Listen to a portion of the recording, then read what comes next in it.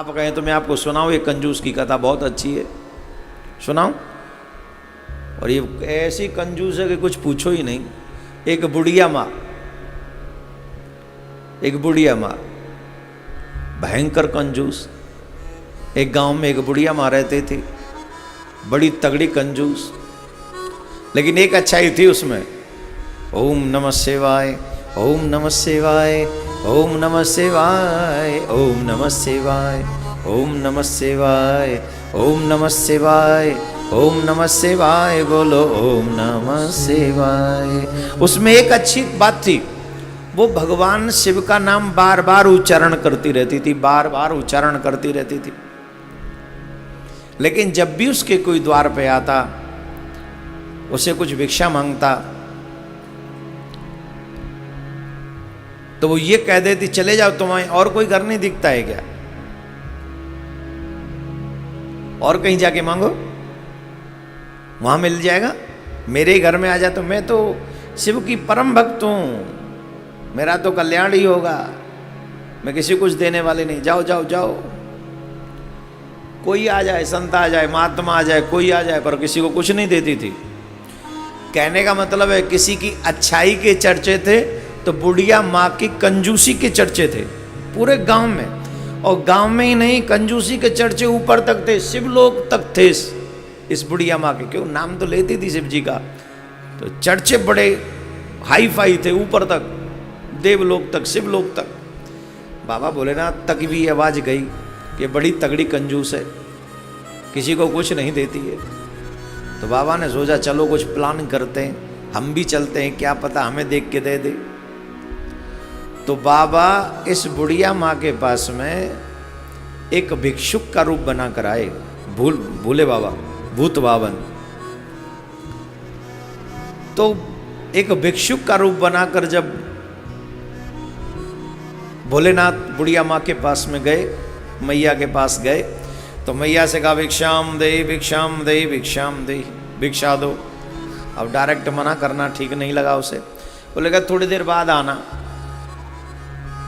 बाबा थोड़े गांव में घूम घाम के फिर आए, भिक्षाम दे, भिक्षाम दे। अरे बोले बाबा थोड़ी देर बाद में आना। सुबह सुबह पहुंचे थे, दोपहर को आए, अब दोपहर को कह रही थोड़ी देर बाद आना। बाबा बोले सही चर्चे हैं मैया के,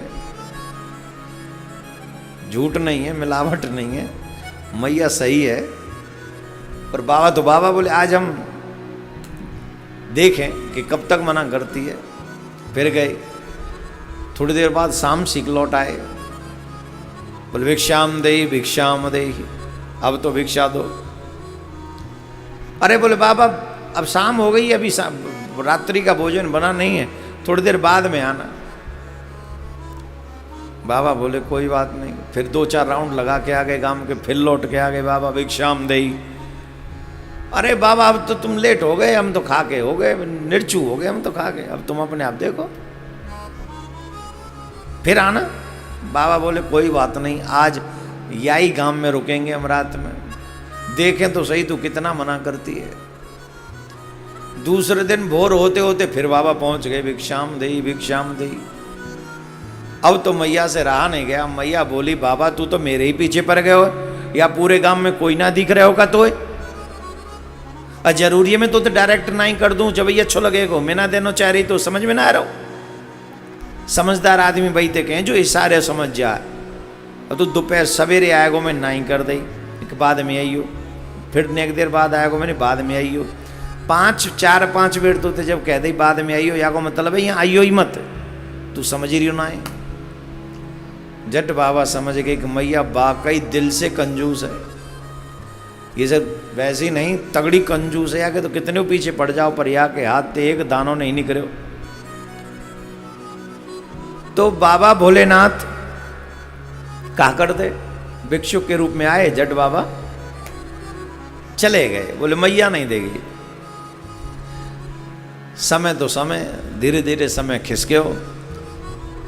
काउ गांव वाले ने कही मैया कछू तो काऊ दे दे कर, मरेगी तो नरक में जावेगी, तेरे हाथ से कछू ना छूटो। तो वो मैया कहो करे मैं मरूंगी तो शिवलोक जाऊंगी, कहूँ नहीं जाऊंगी मैं। इतना नाम जपते हूं मैं शिव जी को, ओम नमः शिवाय, ओम नमः शिवाय। सीधे शिवलोक जाऊंगी और कहूं नहीं जाऊंगी। अब गांव बारे में कहें तेरी मर्जी। अब वो समय भी आ गए हो जब बुढ़िया माँ को समय नजदीक आ गए हो, और जब समय नजदीक आयो तो बुढ़िया माँ को शिव के दूत नहीं दिखे, यम के दूत दिखे। अब तो यमराज के दूत जबरदस्ती फांस में बांध के बाकू काल फांस में खींच के ले जाए वे लगे। अरे तुम कौन हो, तुम कहाँ ते आए गए? मुझे तो शिव के दूत ले भी आएंगे, मैंने तो बड़ो नाम जपे हो शिव जी को। तुम कौन हो, तुम कौन हो? गलती ते आए गए? बोले गलती ते ना आए, पूरे पढ़ लिख के आए। आज तेरो समय समाप्त है और तू शिवलोक ना जा रही, तू सीधे नरक चलेगी हमारे संग। जी का कहें तो मैंने इतनो शिव जी को नाम जप्यो। वो बोले नाम जप्यो, नाम जप्पे के अलावा और कुछ करो तेने? तेने द्वार पे आए कितने अतिथि तेने निराश कर दिए। का हुआ तेने अपने हाथ ते चपाती तक नहीं खवाई।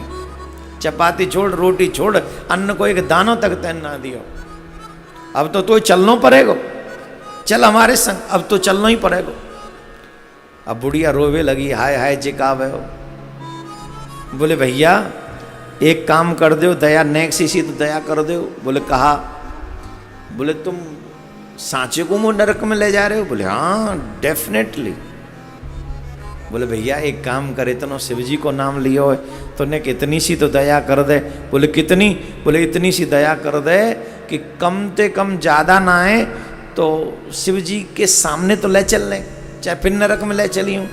बाद में तो हम नरक में जाएंगे ही जाएंगे, पर एक काम कर देने कष्ट पाले कि हमें तू नेक्स्ट शिव जी के सामने तक ले चल। हाँ बोले ठीक है। अब इतना नाम तो जपे तो दया आएगी। बोल चलना है, मान नहीं तो लेके चल रहे। शिव जी के सामने ले जाके बुढ़िया अम्मा को खड़ो कर दियो। बोले ले कर ले शिव जी के दर्शन। और माँ शिव जी विराजमान, कर्पूर गौरम करुणावतारम संसार सारम भुजगेन्द्रहारम सदा वसंतम हृदयारविंदे भवम भवानी सहितम नमामि। भवम भवानी सहितम नमामि। मैया ने बाबा को दर्शन कियो। मैया के नेत्रन में आंसू आ गए, और जब आंसू आ गए तो मैया पूछने लगी, बाबा मैं नरक में जाऊंगी? शंकर भगवान बोले हाँ मैया तुझे नरक में ही जाना पड़ेगा। झट रो पड़ी। अरे बाबा मैंने तो तुम्हारो इतना नाम लियो, तुम वो नरक में भेजोगे? बोले हाँ हाँ बिल्कुल नरक में ही जाना पड़ेगा। अरे मैया नाम जपो तो नाम जपवे वाले जीव को इतना तो कार्य होना चाहिए कि वो धर्म को आचरण करे। और धर्म को आचरण यह है कि जब कोई हमारे द्वार पे आवे तो हमें वाकू कछु दे के विदा करना चाहिए, नहीं तो हमारे जीवन के सबरे सुकृतन को वो ले जाए और अपने पापन को हमारे यहाँ छोड़ जाए। तुम्हारे द्वार पे इतने बार लोग आए, तुमने काऊ को फूटो दानो नहीं दियो। और की तो बात छोड़ मैया, मैं खुद तेरे यहाँ आयो, तेने 5-7 चक्कर लगवाए, तेने मोह एक दानो नहीं दियो।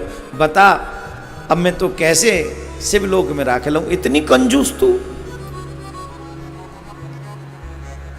नाग बन के बैठी है, तो पे कछु है नहीं, तेरे आगे बालक नहीं, तेरे बालकन को तेरी जो भी सामग्री है को भोगे वारो कोई नहीं, बाकी बादू इतनी कंजूसी।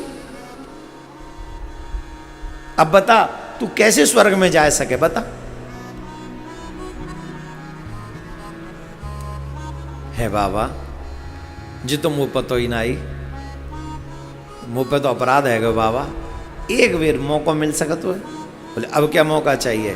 बोले बाबा कछु दिन के ही सही, पर एक बेर अवसर दो। बोले हाँ तुमने हमारा नाम बहुत जपा है, इसलिए हम तुम्हें 1 हफ्ते का मौका दे सकते हैं।